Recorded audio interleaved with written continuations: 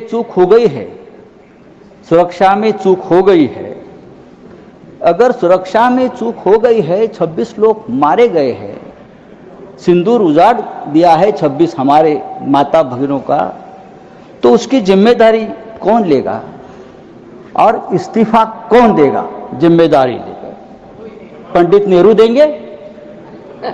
नहीं, पंडित नेहरू देंगे या प्रेसिडेंट ट्रंप देंगे या जेडी वांस देंगे? कौन देंगे? इस्तीफा देश के गृह मंत्री ने देना चाहिए, ये उनकी जिम्मेदारी है सर। इस देश में 24 घंटे में उपराष्ट्रपति का इस्तीफा लिया जाता है क्योंकि आपके बात मानते नहीं, लेकिन 26 लोगों की हत्या होने के बावजूद किसी का इस्तीफा नहीं, किसी से माफी नहीं। ये इस देश की स्थिति है। हमारे आदरणीय प्रधानमंत्री अपने आप को ईश्वर के अवतार मानते हैं, उनके भक्त उनको ईश्वर के अवतार मानते हैं। वो भी कहते हैं, उनका कहना है कि मैं समय से पहले समय को भांप लेता हूं, ये ईश्वर की कृपा है। तो क्या ये आतंकवादी पहलगांव में घुसकर 26 लोगों को मारने आने वाले हैं, ये आपने क्यों भांप नहीं लिया?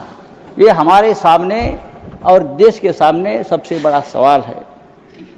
मैं कांग्रेस के हमारे जो नेता है उनसे कहना चाहता हूं, मेरे बाजू में बैठे हैं, यहाँ कल से मैं जो बड़े बड़े भाषण सुन रहा हूँ, चाहे राजनाथ सिंह जी हो, चाहे हमारे विदेश मंत्री हो, चाहे नड्डा जी हो, सबको पंडित नेहरू की बहुत याद आती है। पंडित नेहरू हो, सरदार पटेल हो, भूतकाल में बहुत घूमते हैं आप लोग। पंडित नेहरू उन्हें सोने भी नहीं देते और जीने भी नहीं देते। सरदार पटेल की भी याद आती है। मेरा ये कहना है कि नेहरू तो महान थे, लेकिन सरदार पटेल को प्रधानमंत्री न बनाकर हमने एक ऐतिहासिक भूल की है। बात ऐसी, अगर सरदार पटेल ऐसे नेता थे जिसने पहली बार आरएसएस पर प्रतिबंध लगाया था। अगर सरदार पटेल जीवित होते और 10 साल, तो ये लोग आज सामने दिखते भी नहीं।